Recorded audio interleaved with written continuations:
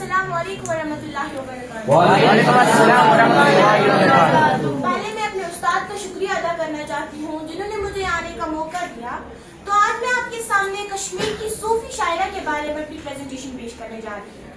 چلیے دیکھتے ہیں کون سی ایک شخصیت تھی، اس کی جو زندگی اور شاعری تھی، اس سے پڑھ کر ہماری زندگی میں کیا اثرات ہو سکتے ہیں اور ہمیں کیا سیکھنا چاہیے ایک جیسی شخصیت سے، کیونکہ ہر ایک سبق کا ایک اپنا اپنا مقصد ہوتا ہے۔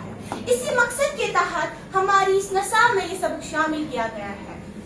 جیسے کشمیر اپنی حسن و خوبصورتی کی وجہ سے پوری دنیا میں مشہور ہے، سیاح کا کہنا ہے کہ اگر زمین پر کہیں جنت ہے تو وہ کشمیر ہے۔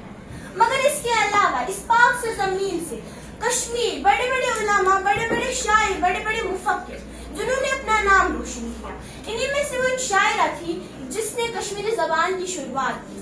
اس کا مطلب یہ نہیں کہ کشمیری زبان میں کوئی شاعر نہیں تھا، کشمیری زبان میں کچھ لکھا نہیں گیا تھا، بلکہ اس نے باضابطہ طور پر کشمیری زبان کا آغاز کیا۔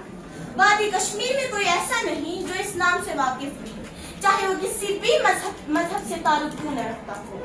ہر ایک کو یہ نام زبان کی نوک پر ہے، ہر ایک یہ نام عقیدت اور احترام سے لیتے ہیں۔ یہ نام للدید ہے۔ جی ہاں، آج کا ہمارا عنوان للدید رہے گا۔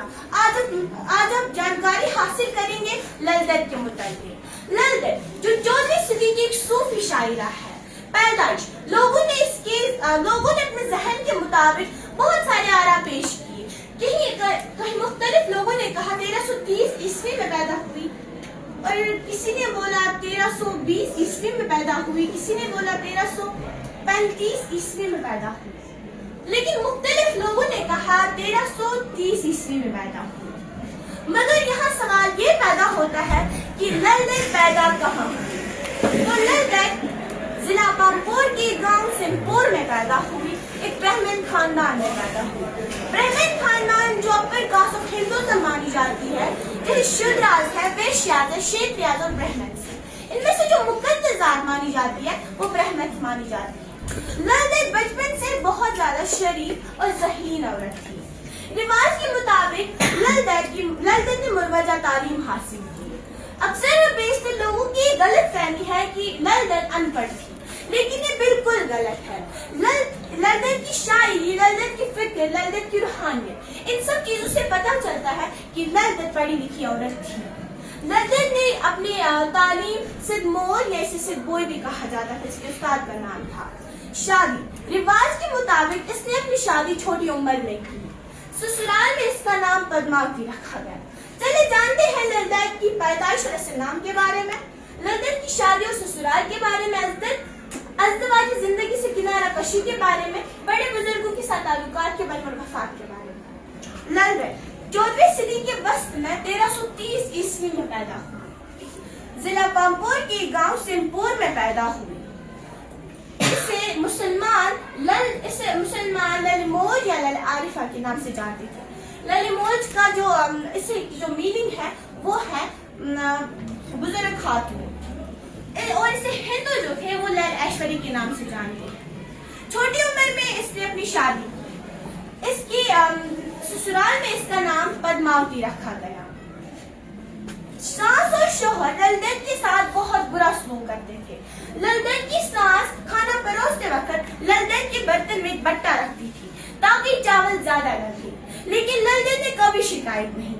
اس نے ہمیشہ صبر کیا، وہ وہی پتھر دھو کر وہی رکھتی تھی تاکہ اس کی ساس کو دوسرا پتھر نہ ڈھونڈنا پڑے۔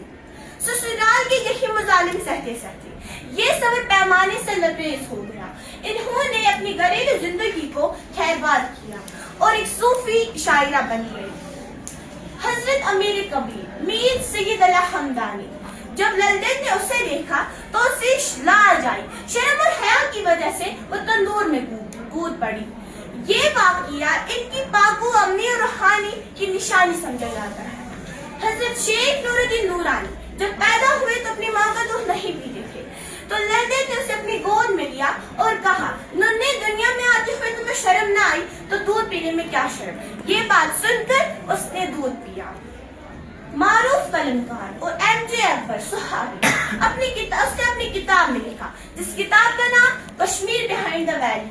اس کتاب میں لکھا ہے للدید نے ایک معروف اپنا دودھ پلایا. Good. اور للدت کشمیر زبان کی پہلی فطری شاعرہ مانی بانی ہے. وادی کشمیر کے مشہور شاعر ظریف احمد ظریف کے للدت کے بارے میں تاثرات کرتے ہوئے کہتے ہیں للدت کشمیر میں صوفی شاعروں کی صرف اول کی شاعرہ ہے جس نے صوفی فلسفے کو سمجھایا. معروف قلمکار اور صحابی ایم جے اکبر نے اپنی کتاب میں لکھا, جس کتاب کا نام میں آپ کو پہلے بتا چکی ہوں, کشمیر بیہائنڈ دا ویل. اس میں لکھا ہے کہ میں اس بزرگ خاتون کو ایک اعلیٰ فلسفی قسم کی شاعرہ قرار رہا ہوں. ان کی شاعری کو واق کہتے ہیں.